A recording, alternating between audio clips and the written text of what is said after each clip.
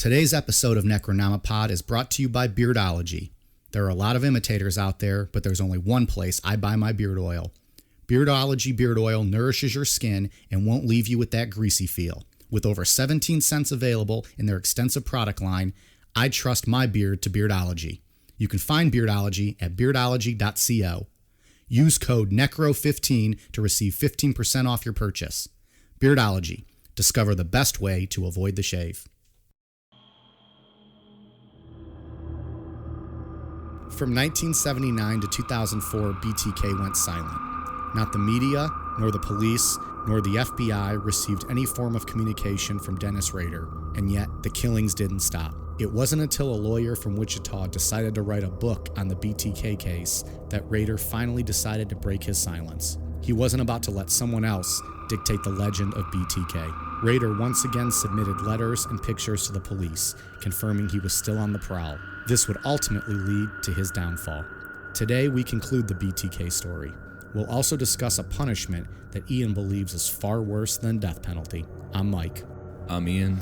And I'm Dave. If you thought that Dennis Rader in part 1 was a piece of shit, stick around. This insufferable prick only gets worse. Fuck you, Dennis. This is Necronomipod. He actually sent some Xerox pictures of one of the women he brutalized and murdered, almost like they were crime scene photographs, and a Xerox of her license. That was one woman. Nancy Fox, a woman that was murdered in Wichita, he actually sent her driver's license after 30 years. So there's almost no doubt in law enforcement's mind and in mine that this low-life coward, this is him, coming out after 30 years and saying, I'm not as famous as Ted Bundy, I'm not as famous as the Hillside Strangler, I want my 15 minutes of shame, his 15 minutes of infamy, and he is absolutely torturing this community and absolutely breaking the hearts of the victim's family. All right, so we're about a week into this thing now, and here's a quick update on where we're at with the voting tallies for what TV show I'm going to binge. In the lead, Breaking Bad, 5 votes. We haven't got a whole lot of votes, so people shut the fuck up. Not a lot of fan interaction on this one? No, they're really shit in the bed. 5 votes for Breaking Bad. In second place, Dexter with 3 votes. Tied for second place now, Stranger Things also has 3 votes. It's a good one. Yeah, it's good. And in fourth place, Game of Thrones with 2 votes. And then we have quite a few other shows with 1 vote, but those right now are not relevant because they're not in the top 4. Breaking Bad with 5, Dexter with 3, Stranger Things with 3, and Game of Thrones with 2. A few other shows have 1 vote. Tell me what I should watch, people. Well, I will Ian and honor I have this. not voted yet. So. You guys have not. Yeah. You want to give an official vote now, or you want to wait? I'll wait. Okay. I'll give my vote. I did want you to have to watch 15 seasons of Grey's Anatomy, but that didn't catch on, We do have 1 vote for Grey's Anatomy. So I'm going to cast my vote for Game of Thrones. Which? The greatest show ever. That now puts it in a 3-way tie for second. Still 2 votes behind Breaking Bad. Breaking Bad's good. It's a close second in my book. I'm pretty confident I would love Breaking Bad. It's just the time commitment and like the emotional investment into like a whole new TV show that is a bit of a turnoff for me. But I know as soon as if I dove into that, I'd like it. Yeah. But we'll let the listeners pick. It's all about them. You're going to be fucked if it's Game of Thrones. There's so many different names. All kind of shit in that. And lands, you'll need a map and a family tree chart. And I'll have to buy HBO Go just to watch that shit. No, I have them all. I have them all on Blu-ray up there. Shh, kayfabe that, man. Come on now. They're going to shut you down. He's going to have to pay for it. And then in regards to my headshot photo from Dennis Rader last week, looks like the thong grave photo is clearly in the lead. So it looks like you guys might be digging a grave for me out in the backyard. I can't wait for that. I'm going to dress in drag and put on a thong and lay in the grave. Are you going to sell signed copies of autographed copies of that? If I'm doing this, I'm going to. I'm sure as fuck going to make some money off that. I'm going to be posing that way. What did you text me earlier today, Dave? Like, look, you're gonna have a couple long months of dressing in drag and watching Game of Thrones after these votes are done. We'll have to find a creepy ass mask too to match the one he wore. There has not been that many votes for that one, though. I think most people are like, fuck this, we don't want to see that's Mike. my vote for sure. Dude, 100%. We'll go to fucking take one of these bondage photos, and I'll somehow accidentally hang myself, and I'll die. I'll fucking die taking a bondage photo of myself. And then how'd he die? Oh, bondage photo. Classic story. He's dead. Non-erotic asphyxiation. Dude, he was fucking limp as a wet noodle. He wasn't even into this shit at all. The fans voted for it. Man gave his life for the show. It was literally Necronomicon. And that's about all the fun we're going to have on today's episode. Yeah, we're going to jump right back into to Dennis Rader. Where we left off last week, he had attempted to have Anna Williams be his next victim. And if we remember, her friends talked her into coming back to the car and go over one of their house for a drink. And BTK Part 1 available in the archives. Yep. And then she got the letter and the poem in the mail and the drawings of what he was going to do to her. She got the fuck out of town the next day. Yep. She gave it to the police and moved out. Left all her shit behind, too. So with this, the police were just like at a complete loss for everything. They didn't have any leads. So the Wichita police reached out to the FBI Behavioral Science Unit for help. So we're going to get into the profile that they came up with. Do we know who wrote it? Is it our friends from Mindhunter? I'm not 100% sure if they were. They probably didn't sign their name to everything, right? No. Yeah. Okay. And in all fairness, they get glorified a little bit. They weren't the only ones in that shop. Yeah. So it's a bit wordy. We're going to get through this, much like the letters that we read, what was that, last week? At least this is coherent. Right. Well, we'll see if I make it coherent. The attached analysis is only as good as the information provided.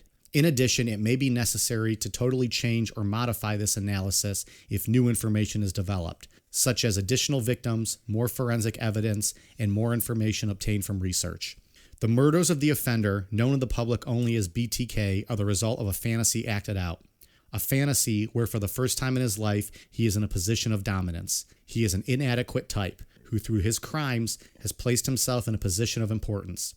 The BTK Strangler is now a somebody, receiving the recognition he feels is long overdue. He is not very original in his crimes. He has patterned himself after other killers, such as the Son of Sam in New York City. Most of the verbiage used by the offender in his letters probably comes out of recent publications in detectives' magazines. The subject is alienated, lonely, and withdrawn. He would not be expected to have any lasting relationships with others and would lead solitary existence dominated by fantasy and magical thinking. His killing is an attempt on his part to find affection and acceptance. He fears everyone, including himself. He would not be expected to have any normal relations with women and probably has never had a normal heterosexual relationship with one. When he is not killing, he experiences intense feelings that he is not normal. Therefore, he kills to cope with this disorder in an attempt to escape within his own fantasies. Thus, he can be expected to kill again, and to do so in a compulsive repetition pattern that he has already established. His victims can either be male or female who are both loved and outgoing. His victims will be in a position of vulnerability where he can totally render them helpless. His victims represent his own feelings of helplessness and hopelessness.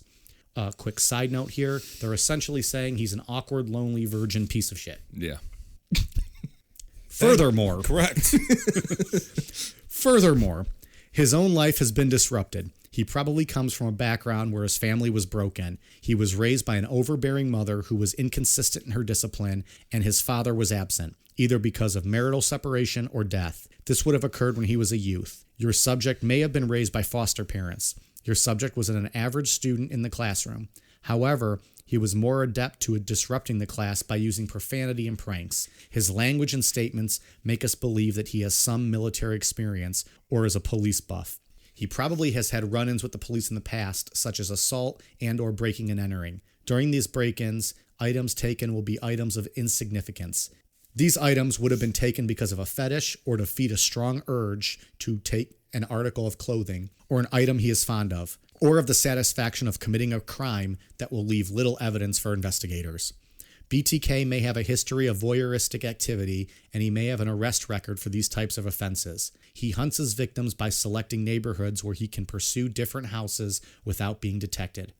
Furthermore, his victims will live in an area where, if need be, he can have an easy escape route, such as a neighborhood park where he can hide to elude police. His killings are impulsively motivated without elaborate planning. He seeks out victims of opportunity. Such individuals of this type suffer from insomnia and thus find it difficult to hold steady employment. Control of himself and of his environment is essential to such a person. Although he is gaining in confidence, he's still shy, withdrawn, and isolated. As a counter-strategy technique, your department must not make any statements concerning the killer's mental condition. Do not allow the media to label him some kind of psychotic killer. If they have already done so, your best strategy will be to align yourself with the killer and not the psychiatric experts. Any press releases should clearly state that he is a killer that must be apprehended and that he is not a psychotic animal. This approach may reduce the killer's anxiety and reinforce his own guilt feelings, thus removing any psychiatric excuses for his acts and leaving him responsible for his murders. Extended periods between his murders may be for reasons when he was absent from the area, either as a result of military service, schooling, incarceration, or mental treatment. It is not uncommon for subjects such as yours to frequent police hangouts in an attempt to overhear officers discussing the case. Such offenders may be at the crime scene, observing detectives investigating the case. All of this allows the murderer to fulfill his ego and gain a feeling of superiority. He may go so far as to telephonically contact your department and provide details specific to his crimes. Your advantage in this case, in his very strong self-centered attitude, will be his downfall. He will provide information to a friend or acquaintance at a local tavern concerning information he knows about the case. He may even pretend to be an officer working the case. He may carry a fake badge on his person. If so, he may use this to gain entry into the victims' homes. BTK will continue to kill until he is caught or killed. My mouth is fucking dry. Nice read, buddy. Wow. Impressive. Ian will clean that all up for everyone, so it'll sound like a perfect read. Fucking nailed it. So kind of a mixed bag there. Yeah, they're wrong about the. Like the character background was all wrong. Yeah, I mean it's typical of what most of these guys are. But some of those things, like, and I don't mean to jump, they got perfectly right. Yeah. Taking insignificant items from homes. Yeah. Like we talked about that last week, just the little fucking things he'd take just for like the fetish purpose of it. But like he didn't come from like an overly disciplined family. His dad was there. His mom wasn't like the one disciplining him inconsistently. It almost sounded like this is like almost Ed Kemper-ish, right? That's what I was going to say. Yeah, it sounds like Ed Kemper. Yeah. So the background profile was not really correct, but kind of the MO and the activities, they got spot on. A lot of it. Yeah. So what to look for, they got exactly right. Yeah. Where he came from, they were way off. So I think it just goes to show that it's not always the same type of person that commits these activities. You can't really pigeonhole, because this guy grew up in a, pretty normal background and still committed these same acts. Yeah. Like Ed Kemper, who grew up in a fucked up home. His background throws a wrench in it because it's like, are you born with this? Mm-hmm. Nature, nurture. Yeah.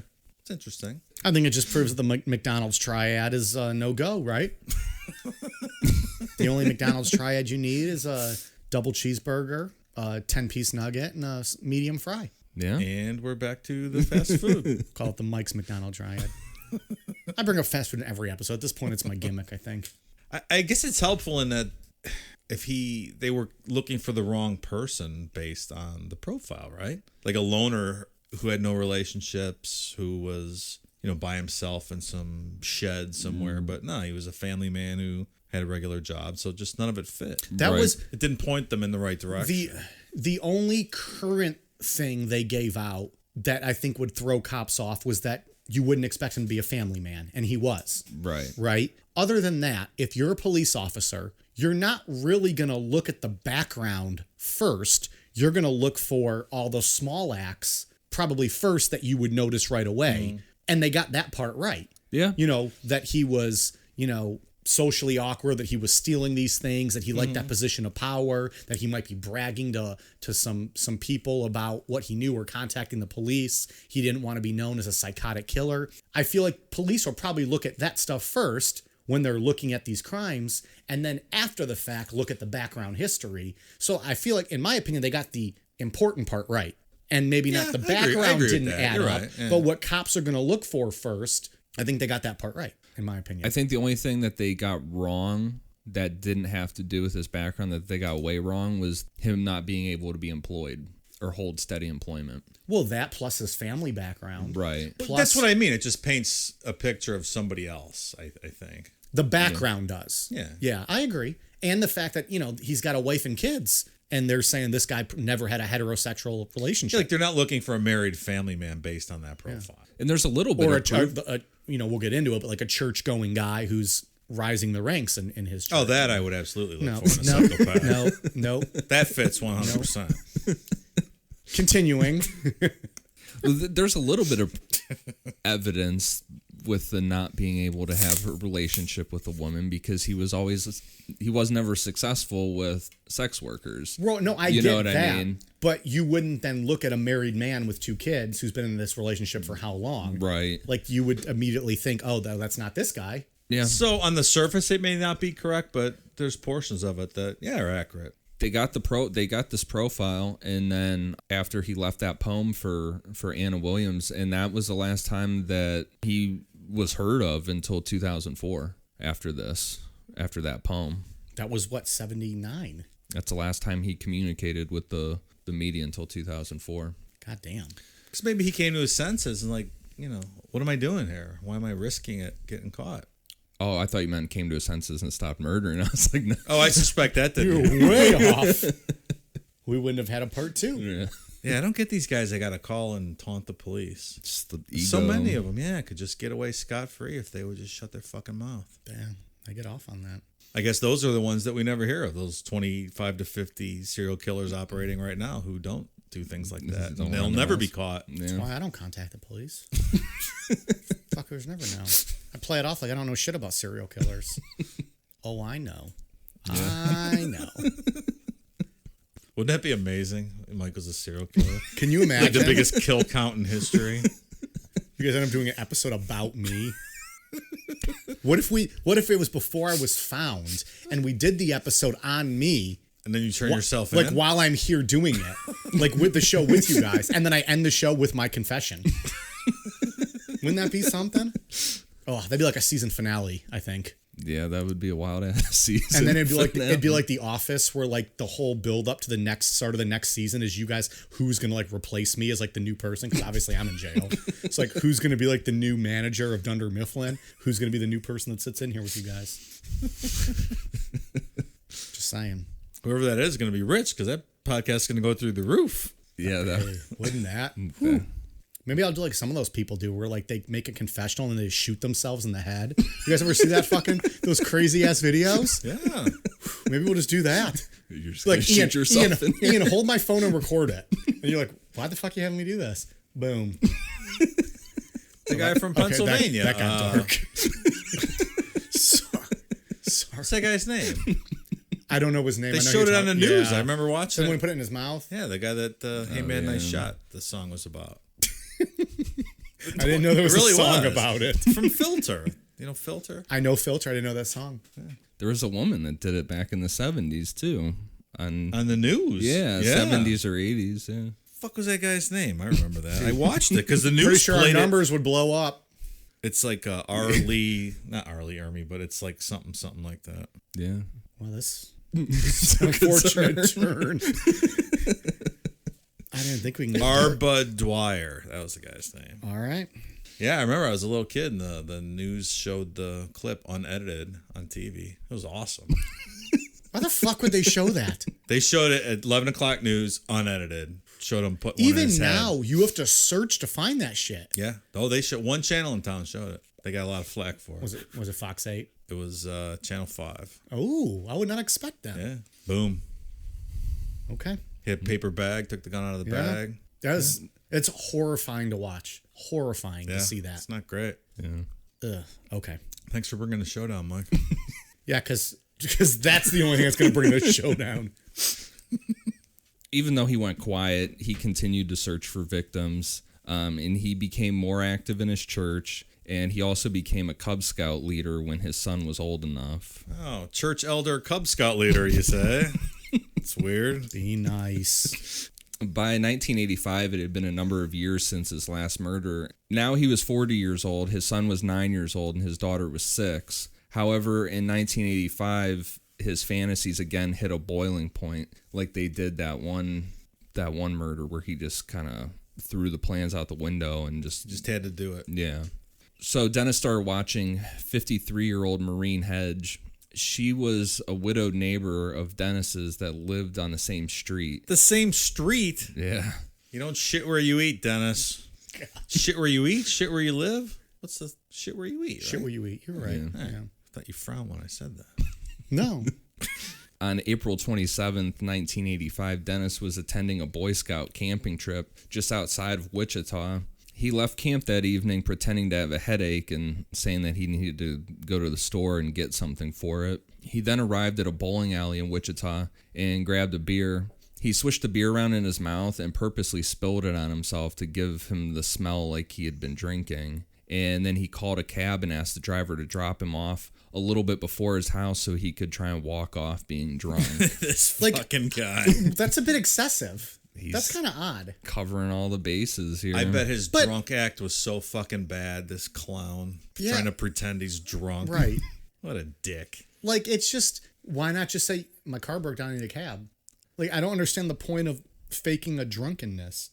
Maybe he thought he looked suspicious in some way. I don't know. I don't think taking a cab is suspicious, though. Like, I don't see a cab and like, what the... Well, now I do, because it's like, dude, fucking Uber or Lyft. Like, why the fuck are you taking a cab? True. But back in the day, like, you're taking a cab, like, I don't think anyone would think anything of that. I'm just nitpicking. Yeah, no, I don't... Maybe it just makes you forgettable to the cab driver. You're just another drunk. Yeah. Driving you home. Maybe so. Always at the bowling alley all night with his buds. Yeah, that's true. Because if he says something crazy happened to his car or something, it might stick out in the guy's mind. Like, oh, yeah, that's the guy that had a whatever. I want to watch Big Lebowski.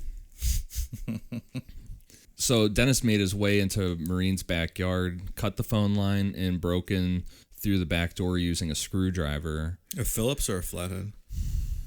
I don't know. Probably flathead, huh? All right, sorry, go on. Probably. As it turned out, Maureen wasn't home, so Dennis hid in the closet and waited for her. She returned home with a friend named Gerald Porter, and he didn't leave the home until 1 a.m., so for hours, Dennis just quietly hid in the closet waiting for her friend to leave and for her to fall asleep. How can you do that? That's scary as fuck to think that somebody's just chilling in your closet for hours. Were they having sex while he was waiting? I don't know.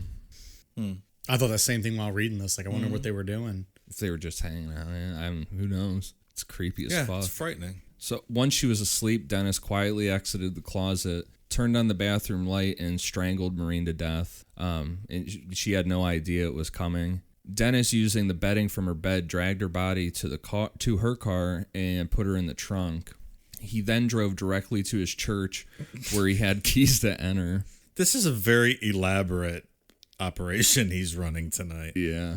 Like, how long? Well, a lot of his earlier ones weren't well thought out. I feel like this one, he, like, overdid it. Well, he had sat and thought about this for years at this point. But that's your best option, is to leave the Boy Scouts. Like, how long has he been gone at this point? I mean, I get the alibi, but they're going to be like, no, he was gone for 10 hours getting aspirin.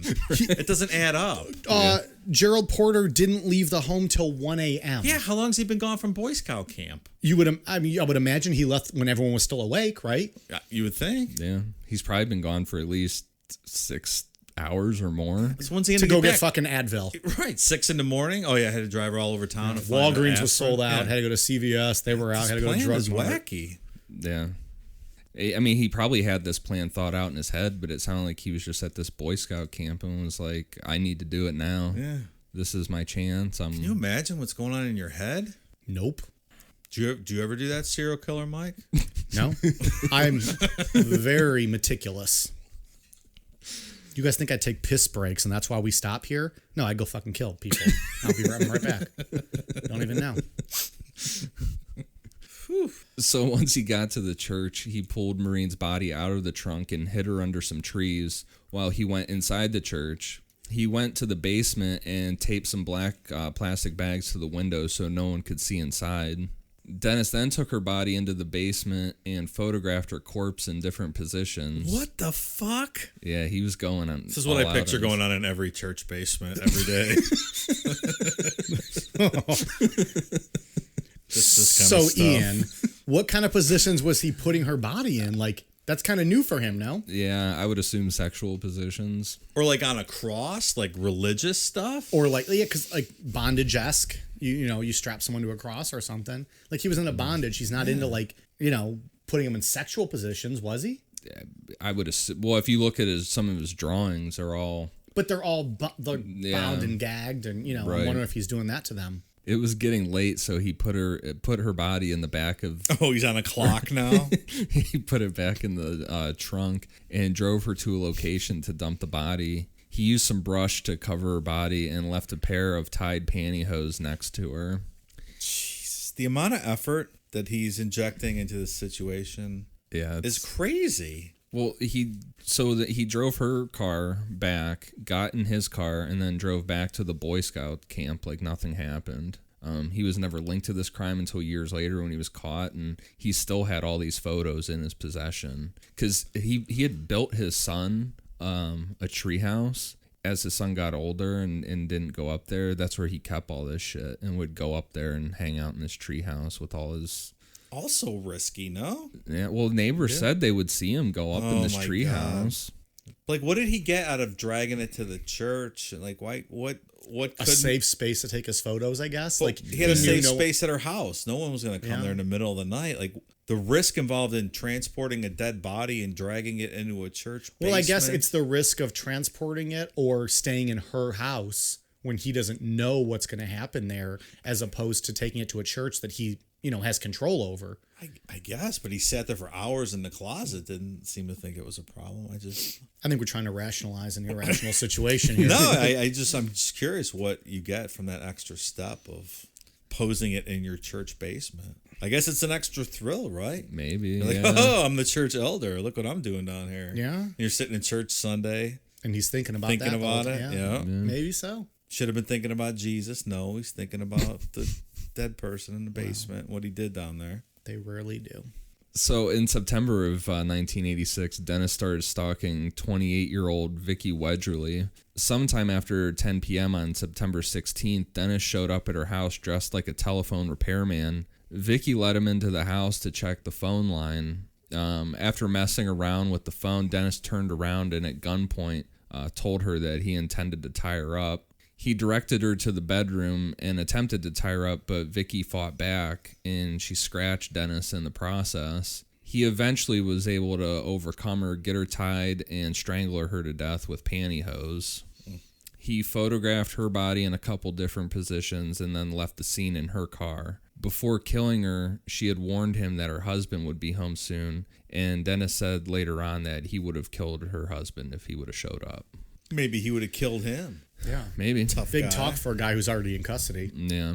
When Bill Wedgerly returned home, he found his 2-year-old son unattended in the living room, and for a brief time, he couldn't find Vicky. When he found her, she was rushed to the hospital, but was pronounced dead on arrival. Can you imagine coming home and finding someone like that? Your wife? God damn. I mean, no.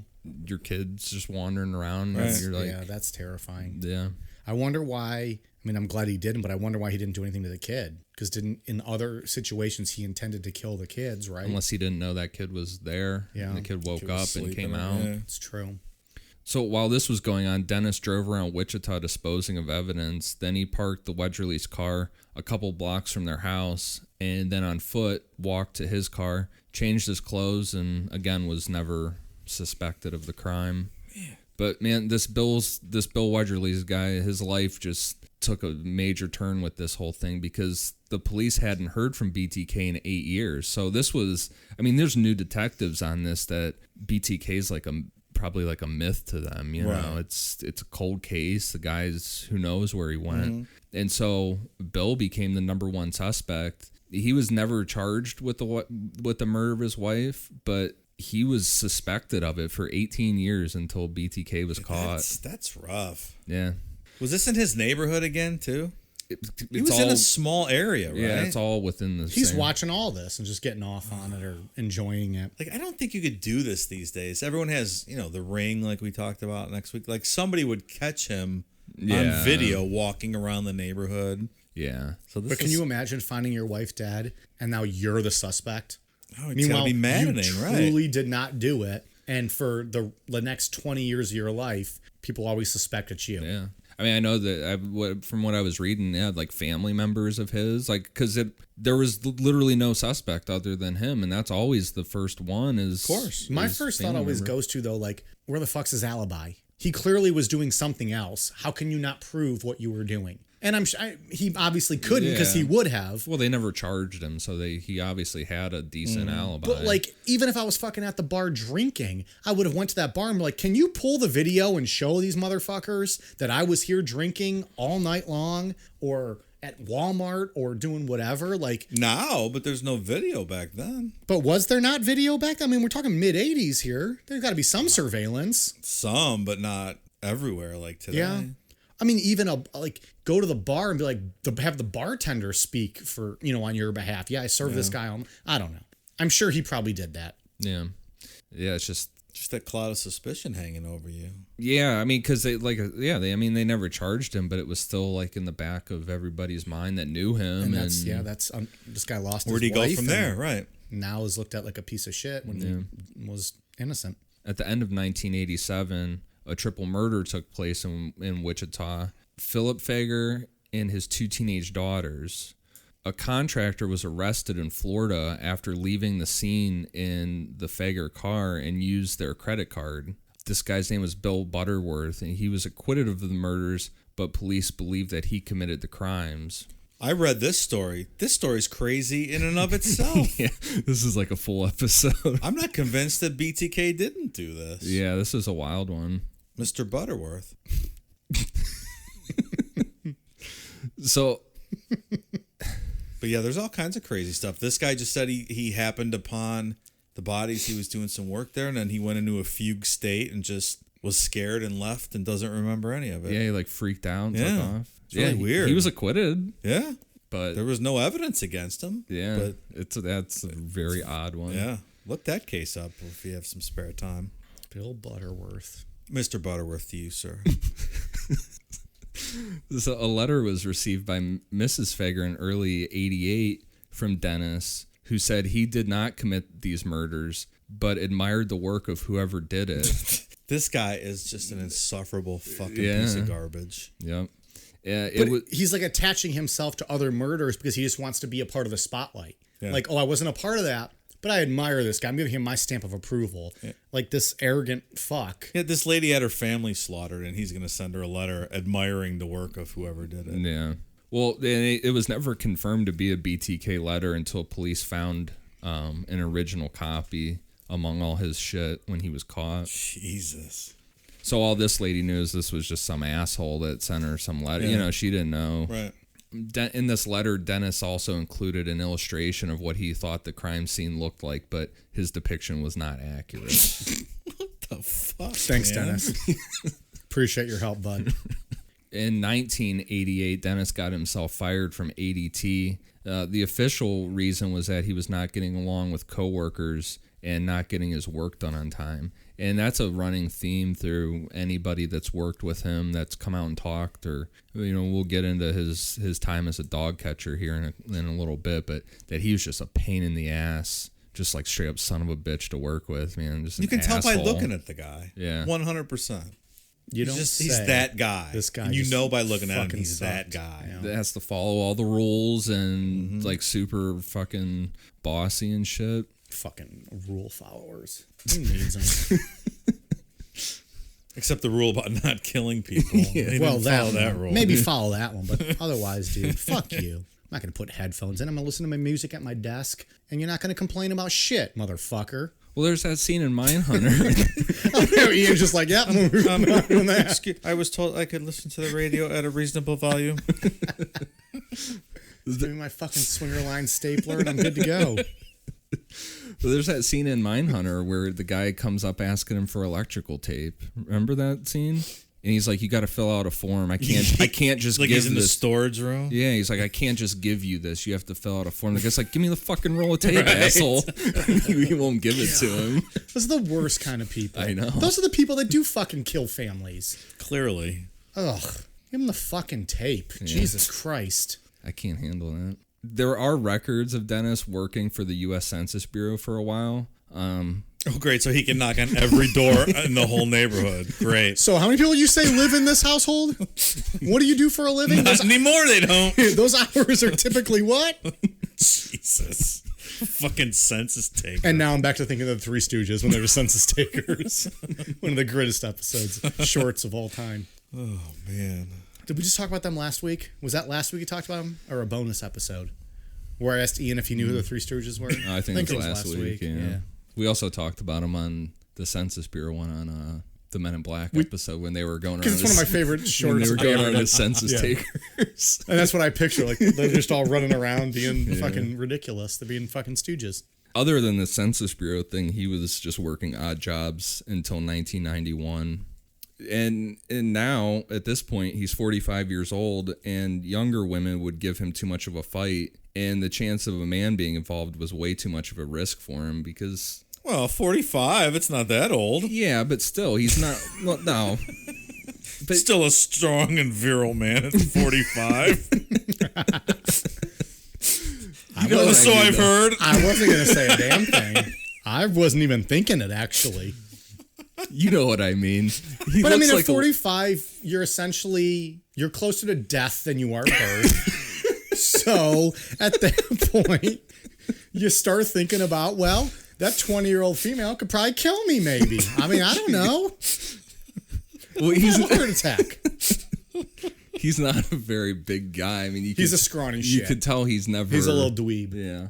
He is a little twat. I can't believe that, one of these victims didn't, incapacitate him somehow. He always caught him off guard, though. Yeah. The only thing he was good at was catching him off guard. Yeah, he wouldn't have ever been able to be aggressive and come in. Without his gun, not much of anything.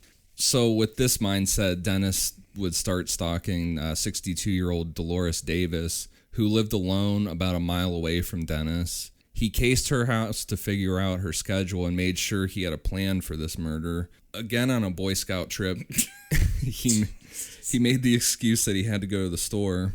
Oh, I need some tampons to run out for a little bit. He then drove to his parents' house. Nobody fucking called this guy out. Twice now. He's leaving these campouts. Who's watching the kids? I'm sure there's other scout people, whatever they're called. There multiple scout leaders? You would still think, like this guy last time left for 7 fucking hours. At least. To go get some Tylenol. Anyways. He's just a boring fucking dude. I don't know if I said it on last week or if it was the time that we initially tried to record this episode the first time. When it was just you mean that very, very bad episode that will never see the light of day? Intoxicated it's the second version. time that happened. Oopsies. Put that with Children of God, Part 1. The intoxicated version of BTK Part 1. Ugh. We're gonna put BTK Part 1, the unreleased version, Children of God Part 1, the unreleased version, and Ian and Mike take on Roswell, the unreleased version, and we'll release that as a deep cuts one day to $5,000 patrons. Because those should never see the light of day. No. But he's not like there's nothing about him that stands out at all. Like, no one suspected Ted Bundy. Well, his girlfriend suspected him, but no one really suspected him. But he had... I knew that, though. Yeah. Well, I know. Yeah. I don't even know why I'm talking. I told you that, I think. In Tallahassee, right? Of course.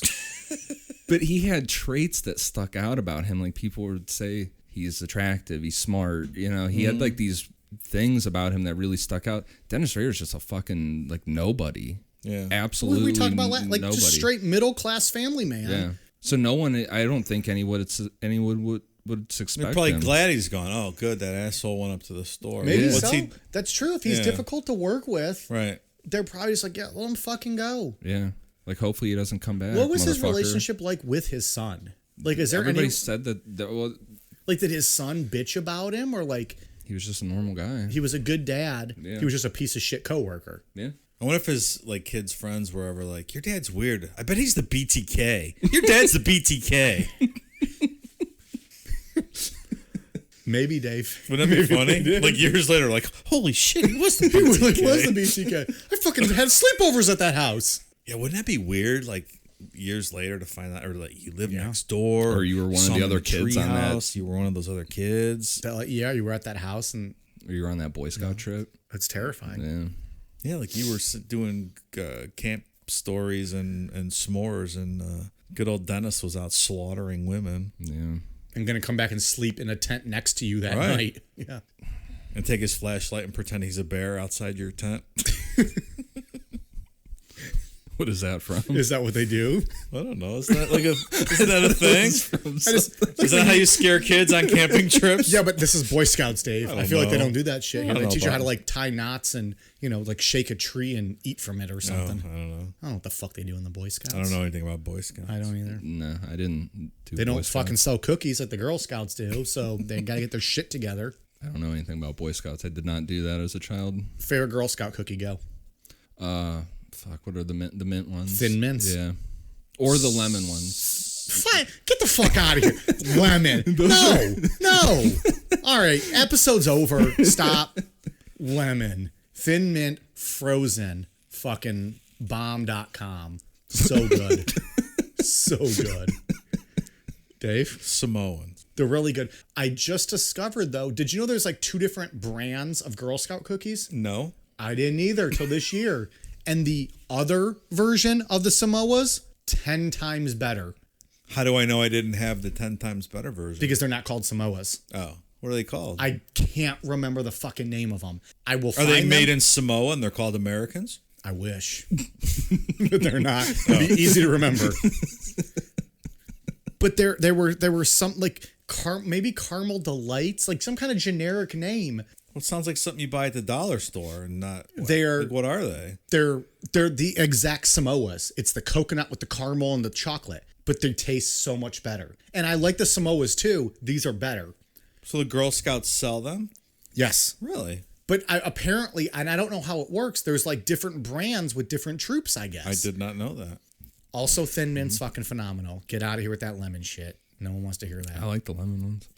I don't even think I would ever have tried that. What is it, like a lemon wafer or like? I don't know. It's like Well, you eat them, I don't. it's the fucking like hard cookie. He's getting fired up now. He's swearing. Own It's a it, dude. lemon- You like lemon cookies. You got to own that shit now. It's got like Yeah, tell- powdered. It's got like powdered sugar on it. You're not selling it any better, brother. So it's powdered sugar, so I'm gonna be coughing Yeah, while you tasting gotta have lemon. you gotta have a drink with it. It looks like you just did a line after you're done eating it. Have you had Thin Mints frozen though? No. You gotta throw them in the freezer. Pretty good. Pretty good. Well, it was quite an interlude there. We needed a breakup.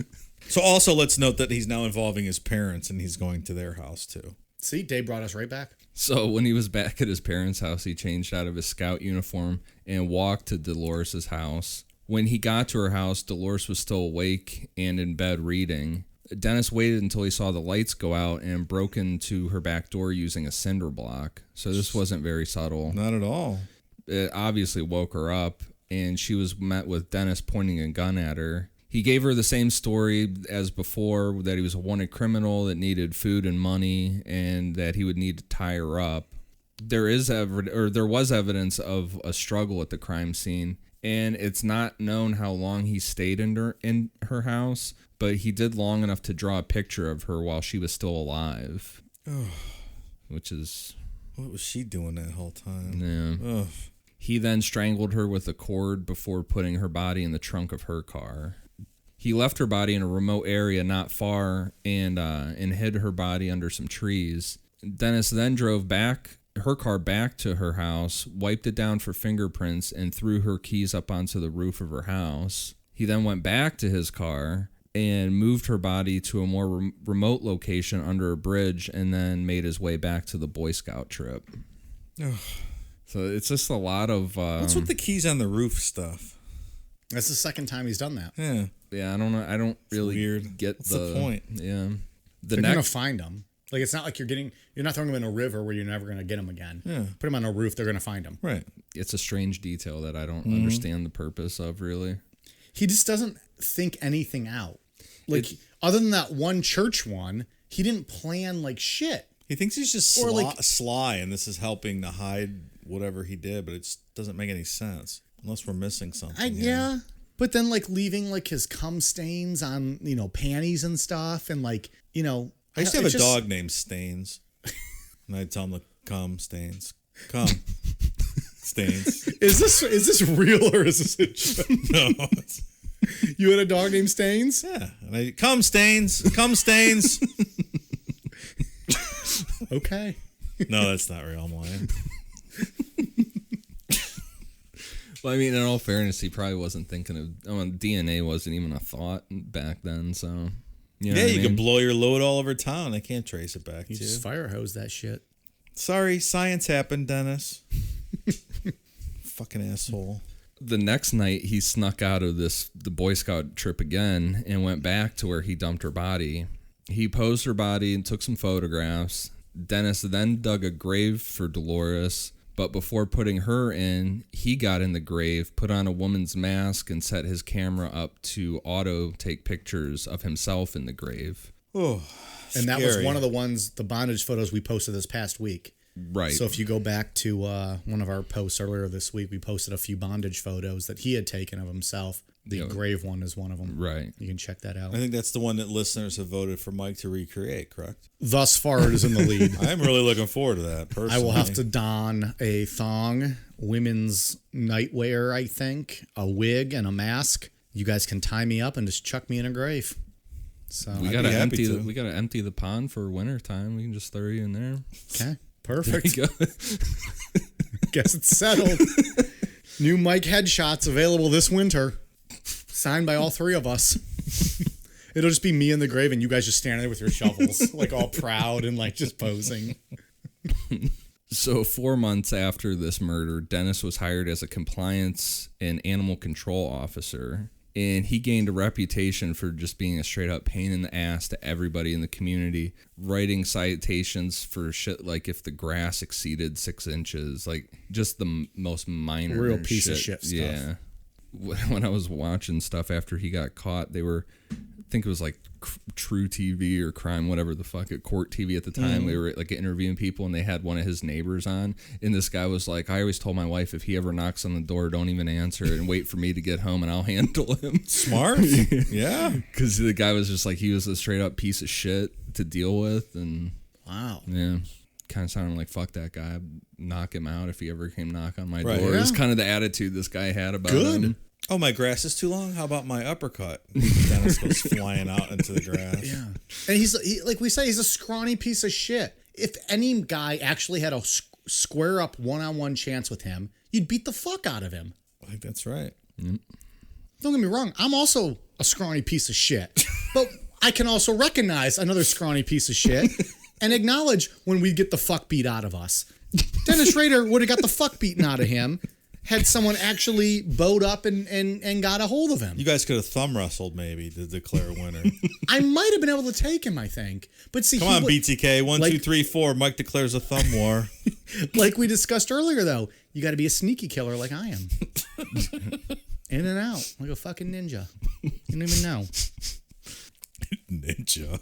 There were tons of complaints against him, but the city sided with him and he was never disciplined for anything. There's only one recorded case of his going to court when a woman contested a $25 fine he had given her for her dog. And Dennis rolled in there with a 1/2-inch thick folder of documents on the case and ended up winning. Motherfucker. He's like a fucking... But in all fairness, like it sounds like he was like following every law to a T. Yeah. So like brutally to a T. Oh yeah, your grass is illegal. Like it's 6 inches. Most people would be like, we don't give a fuck. Just, whatever. He's probably like taking fucking photographs of it. Yeah. And taking that to court. I'll be honest. We could use a Dennis Rader dog control officer in this neighborhood to take care of all the barking dogs that get left outside all day. Dave, just ask me. It's done. Don't worry about it. Guys, I'm going to go to the bathroom. Be right back. Maybe we could get a BTK furlough and he could like a 30-day contract as the dog catcher over here. Sounds like a fucking dog kennel out here. Get him to yell at this guy about his grass. That's what I thought you were going with this. When you started, I thought you were going that way with it. So there was a woman in the area at this time that Dennis became obsessed with. She was single, but when she got a live-in boyfriend, Dennis started harassing them. And he would write them constant tickets for stupid shit, like leaving their garden hose in the front yard.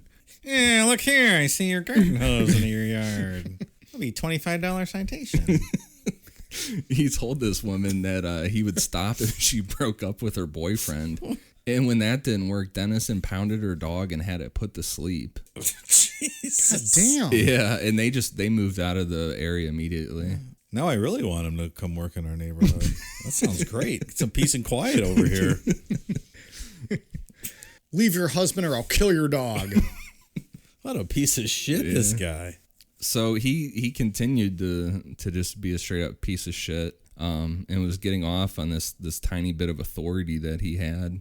Dennis's daughter Carrie would leave around this time to attend Kansas State University, and this detail will make sense later on. And then around this time too, Dennis was elected to his church council board and received the position of vice president on January 1st, 2004. Oh, perfect. We'll be right back.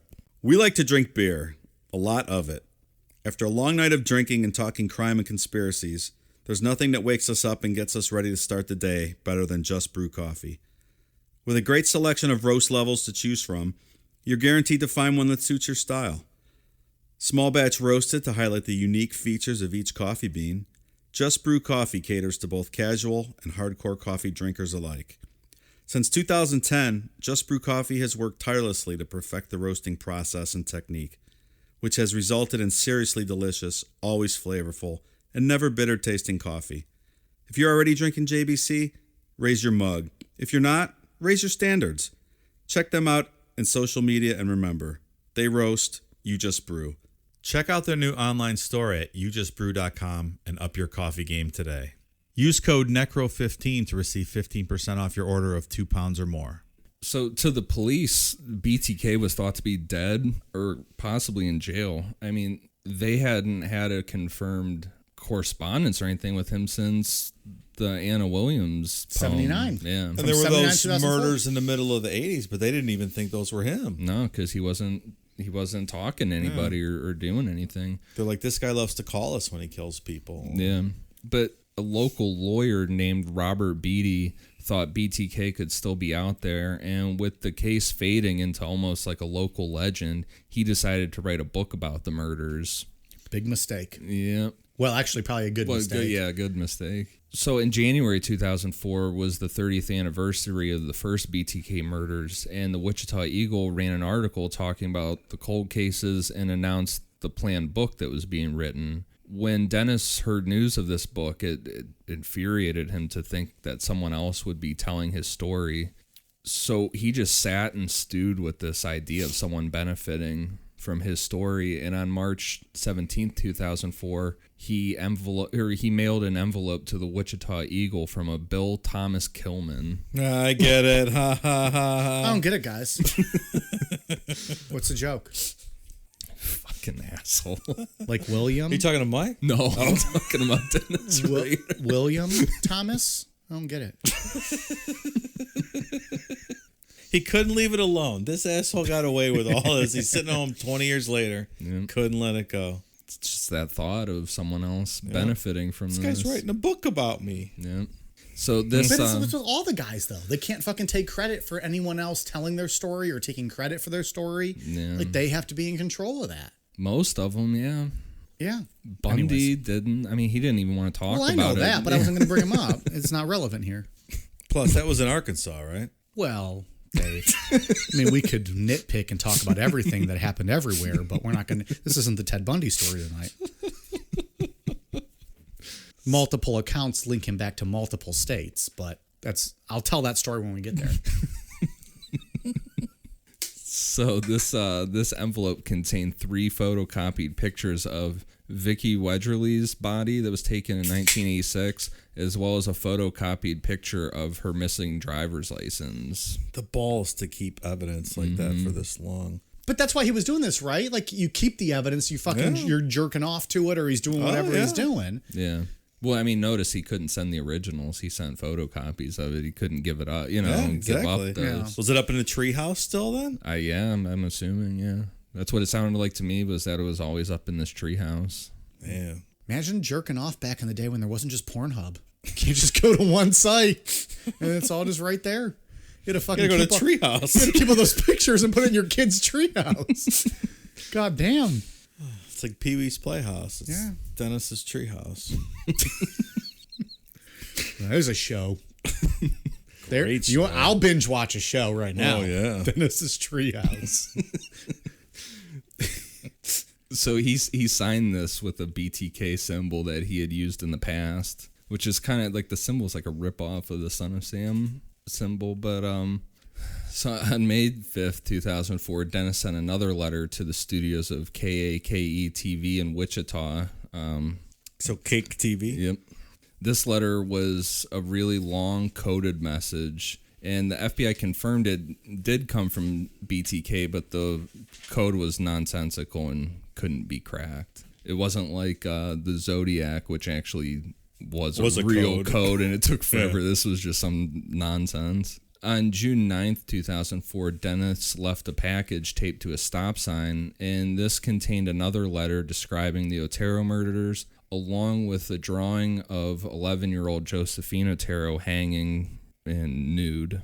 So he's ramping it up now. Now he's back in the game. He's Yeah. all excited. Can't help himself. Yeah. This sketch was titled "The Sexual Thrill Is My Bill."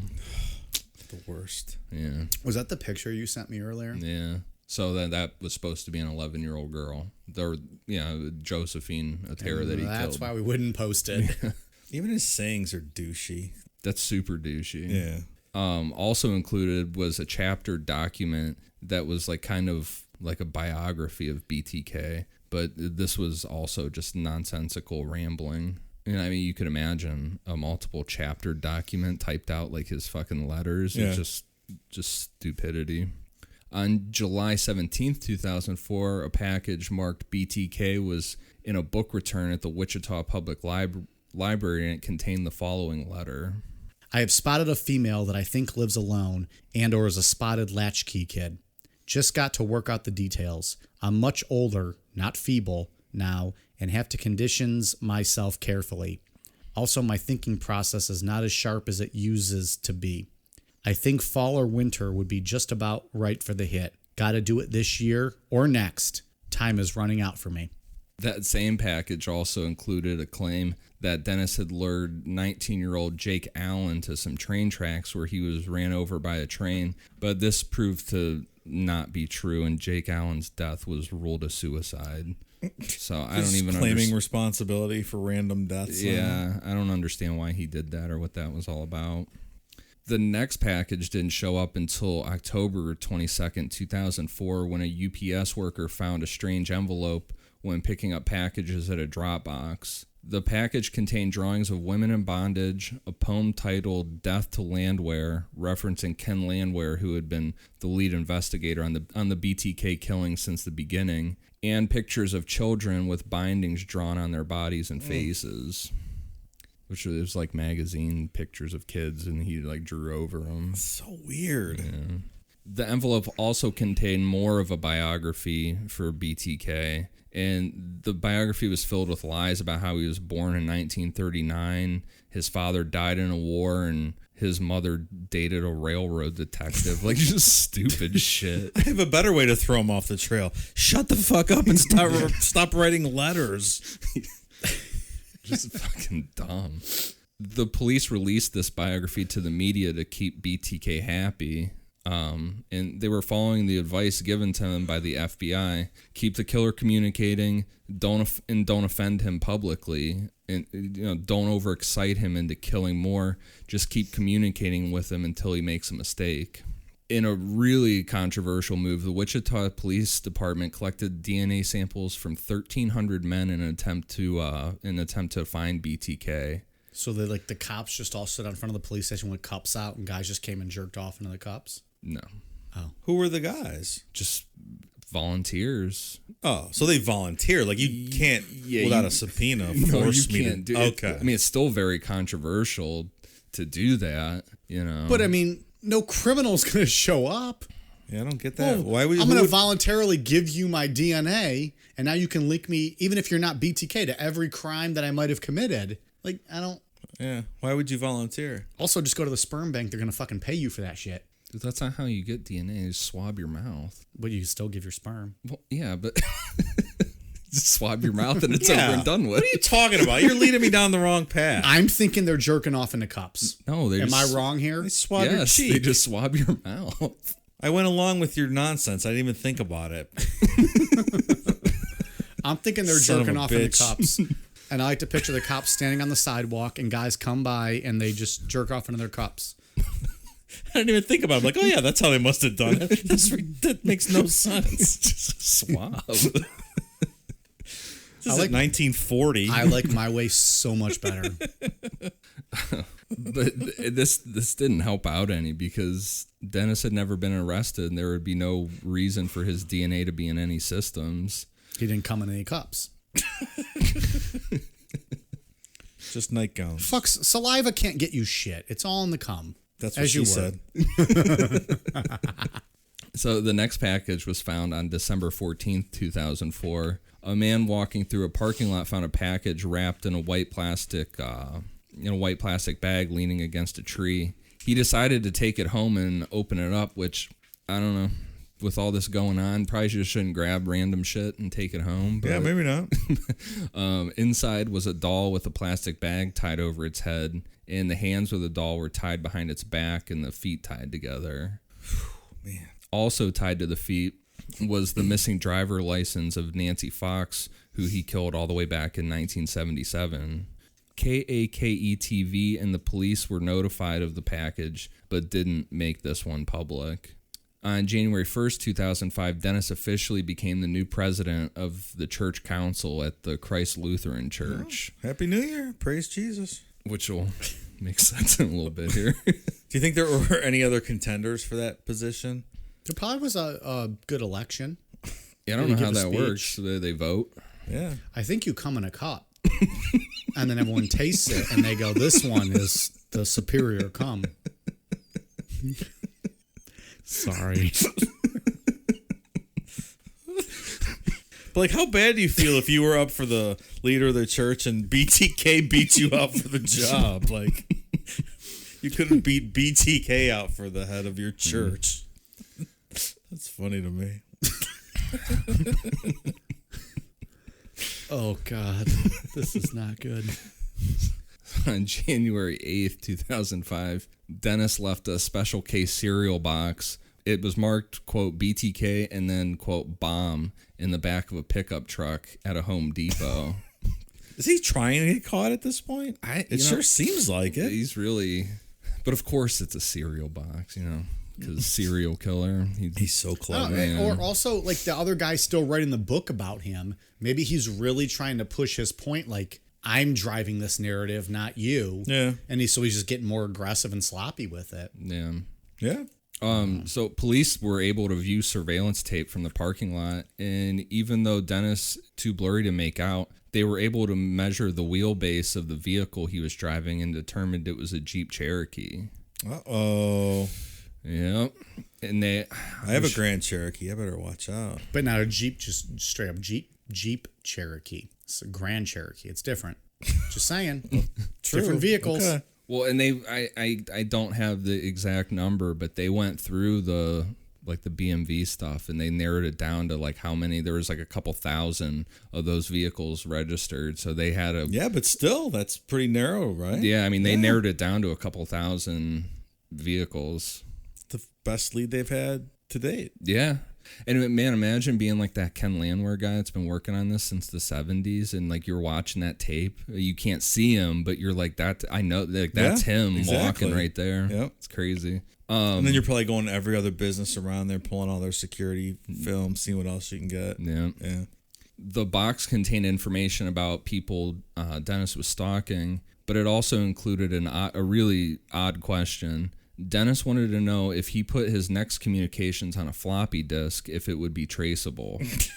Here, just a pro tip. Don't ever ask the police if something's going to be traceable because they're not going to tell you the truth. Pro tip. I like that. Ian with this pro tip. It's a good tip, man. It's a good tip. Dave, you got any advice for if you talk to the police? Well, once you're a dumbass and get yourself arrested by doing this kind of nonsense, don't talk to the police until your attorney gets there. That's my advice. Ever. Don't talk to the police until your attorney gets there, and don't ever ask them if something is traceable or not. Because they're not going to tell you. They're probably going to tell you it's not traceable, and then fucking come slam your ass. How to Keep Your Ass Out of Jail by Dave and Ian.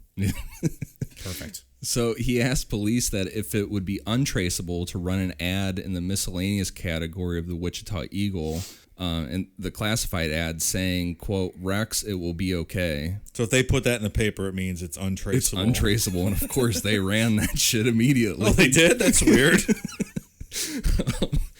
So they ran this ad.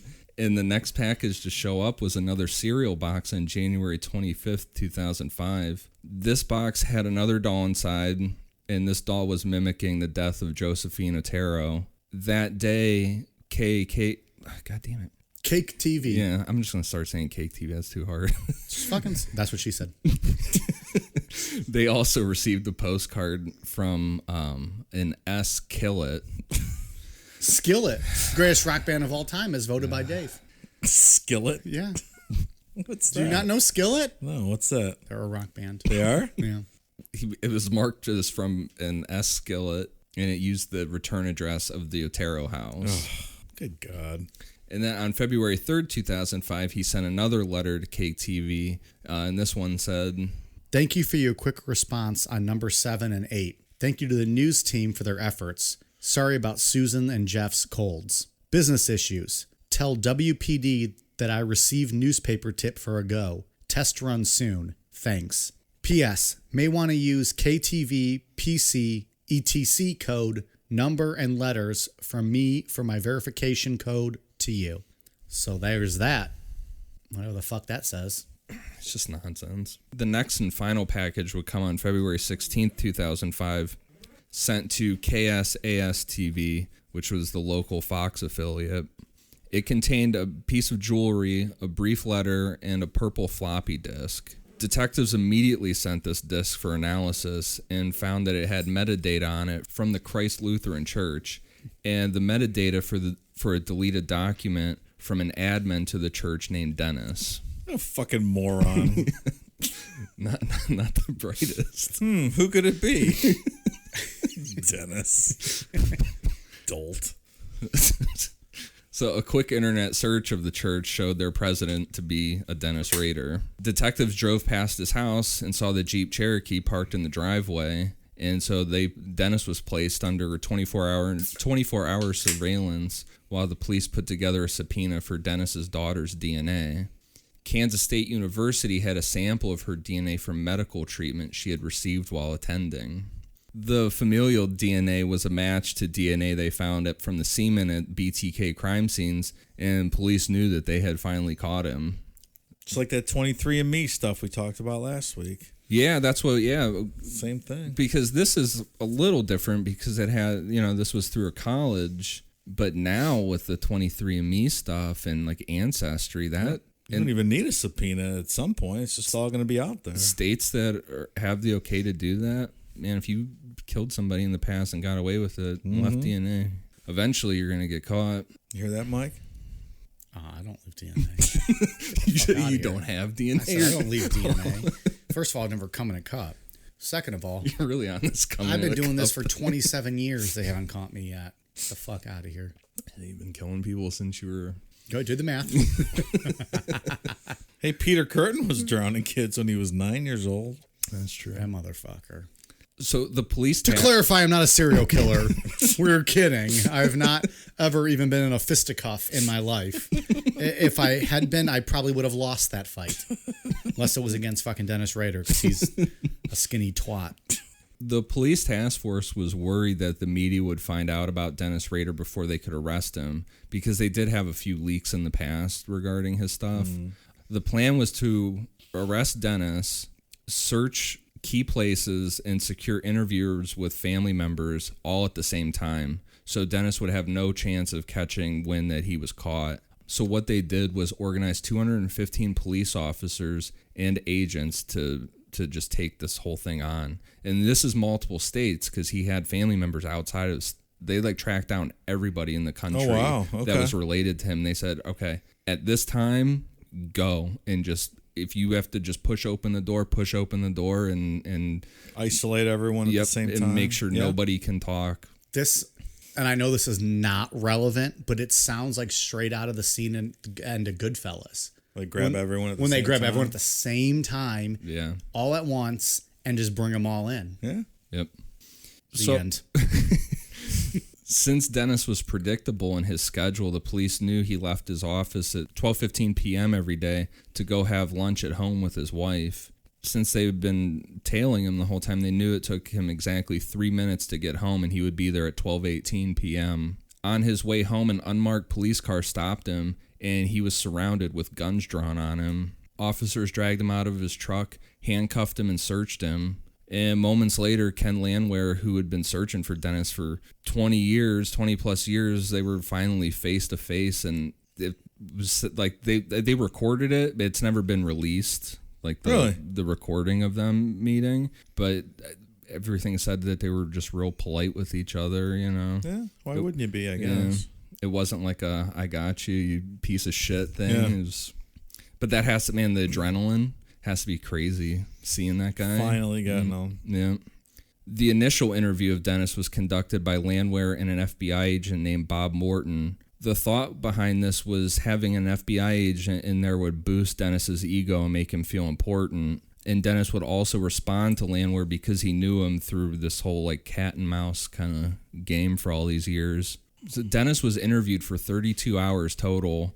During this time, Landwehr and Morton encouraged him to get some sleep, but Dennis refused. Was Dennis's attorney present during this questioning? I don't believe so. Even if you're the BTK, have your attorney present during police questioning. About 3 hours into the investigation, Dennis had been informed that his daughter's DNA was tested and matched his. Then Bob Morton looked at Dennis and said, quote, "Just say who you are." And Dennis replied, quote, "I'm BTK." I'm BTK. After about 12 or 13 hours into the interrogation, when it had really sunk in that he was caught and this was it, he started to tell them everything, down to every last detail. And it was almost like they couldn't shut him up. Like he was enjoying going through all this stuff. I'm sure. Yeah.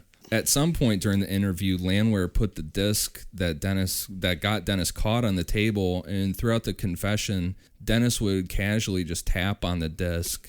And at one point while tapping on it, Dennis looked at Landwehr and asked him, quote, "Why did you lie to me?" That's great. Like, fucking they owe him something. Yeah, right? Well, this question of like being betrayed by Landwehr is interesting because it fit right into the FBI strategy to catch Dennis. Aside from the profile, the FBI recommended that the Wichita police create the persona of like a super cop that would be hunting for Dennis. That way, Dennis would focus his thoughts about the investigation onto one person. So in Dennis's mind, Landwehr would be like a worthy opponent against him, creating this idea of like a back and forth game. The idea was, through years of thinking Landwehr as an equal, he would eventually let his guard down because he could trust Landwehr. Smart. Yeah. It worked. Yeah. Because it said he would just sit there and tap on it and stare at it for a while. Couldn't believe it. Yeah.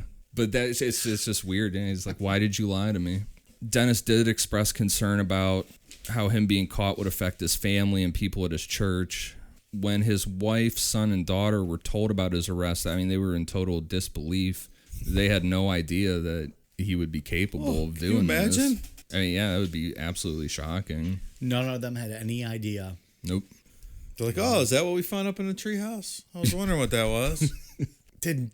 No one just went, like, neighbors noticed him going up there. No one else noticed him going up. I mean, they just saw him going up there. I don't know if his wife was maybe sleeping, if she was really, really boring. But I guess even still, wouldn't you question, hey, why the fuck are you going up in your kid's treehouse? They've outgrown that 10 years ago. Unless he was doing it in the middle of the night when she was sleeping. But again, neighbors still noticed. Yeah. I mean, I don't know. It's just so weird that conversation never spread. I don't know. I question a little bit whether or not his family knew. Maybe not he was killing, but something was weird. I think we always end up questioning that because it's just so hard to believe. Well, when you're fucking Jerry Brudos and your wife finds a fucking mounted tit, yeah, you're going to question. What is this mounted tit, Jer? Jer. So on March 5th, 2005, Dennis's bail was set at $10 million, and he was appointed a public defender. On May 3rd, the judge entered a not guilty plea on his behalf because Dennis refused to speak. Did the kids come and visit him? Or the wife? Or they just cut him off completely? They were supportive until he confessed to everything because they just couldn't believe it. They're like, oh, this is crazy. Must have the wrong guy. Yeah. Because on June 27th, 2005, he changed his plea to guilty to save his family the shame of hearing the details of his crime. But that didn't work out because the judge forced Dennis to detail all of his crimes in court in a full confession. So they're like, no. They're like, no, you're not getting off with. Which is on YouTube if you want to watch it. That's something. Yeah, he's real matter of fact and no emotion at all. Just goes through every detail of it. Yep.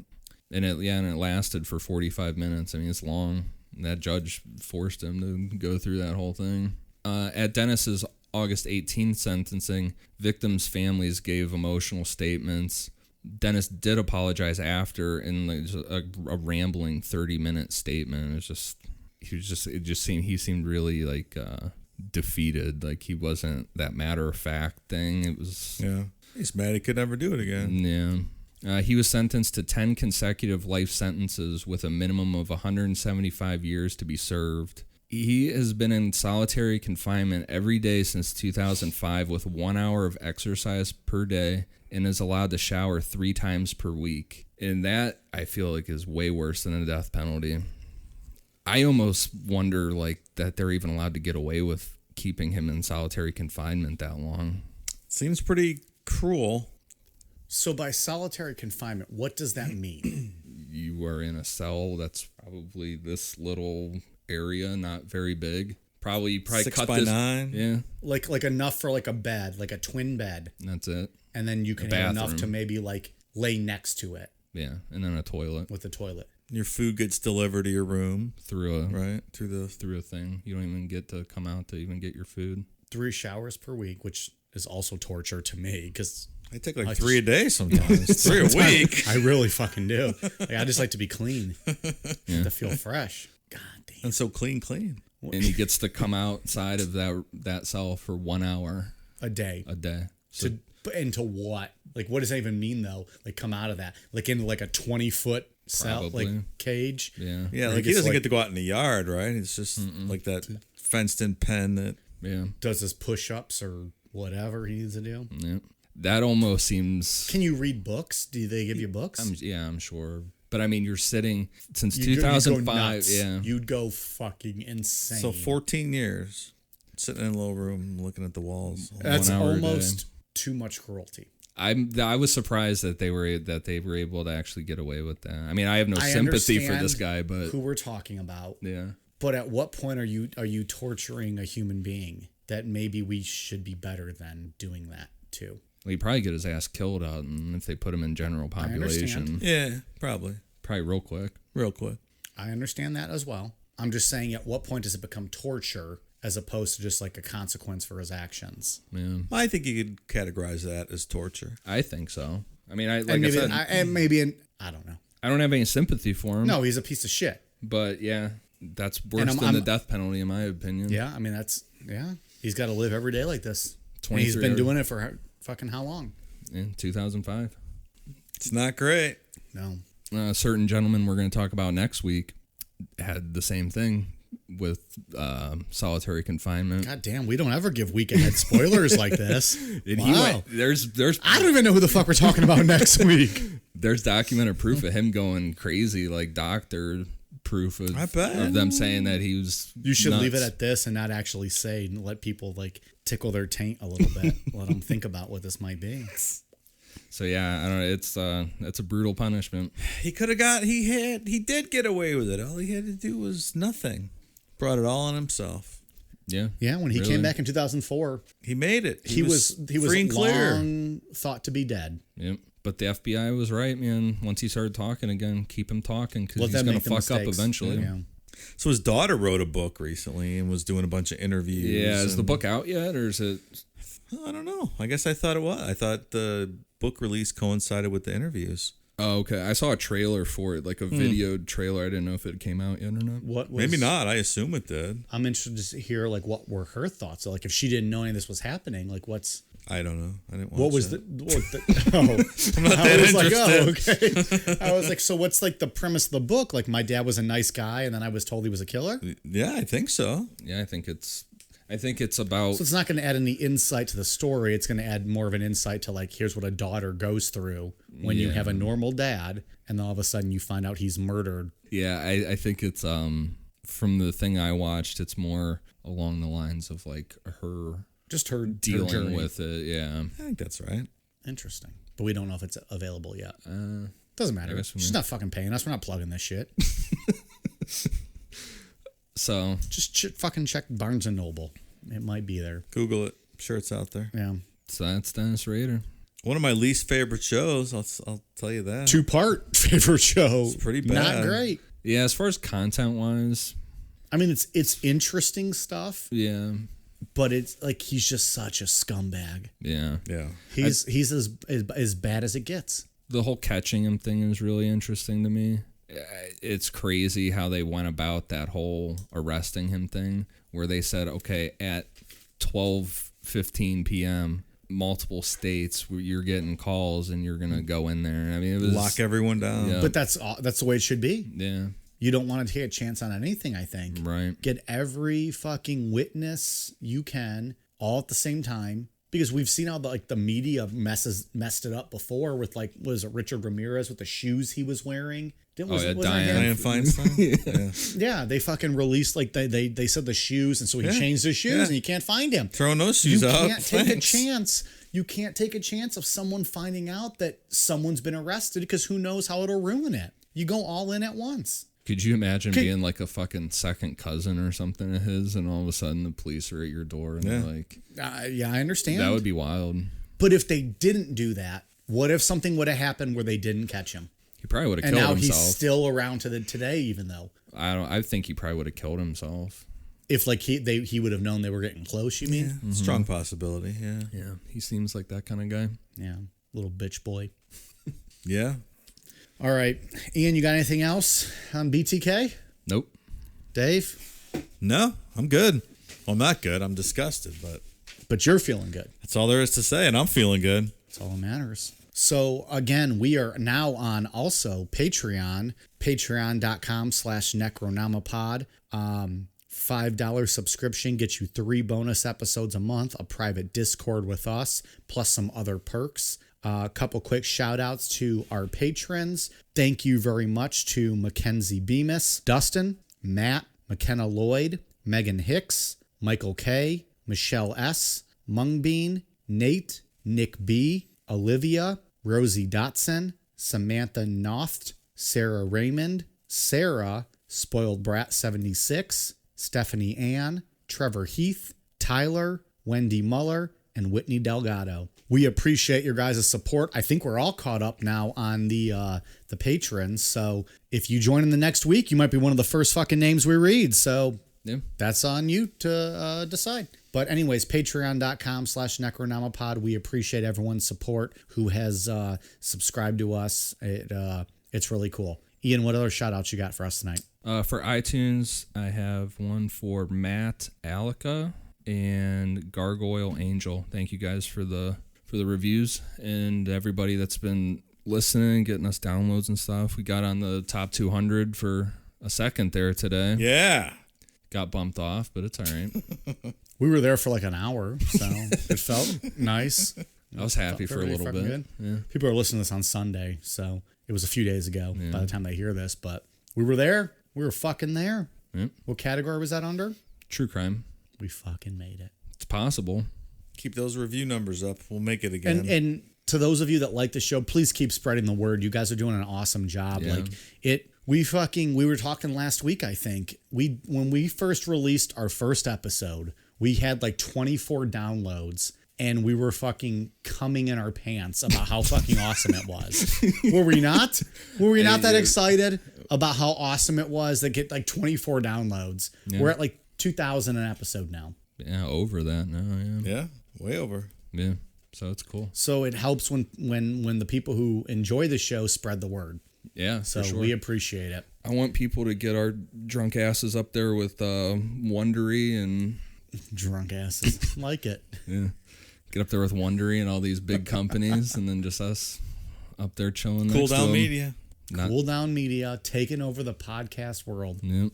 Fucking wasty faces. Dave, what else you got for us? From Instagram, Celia Wells. Thank you.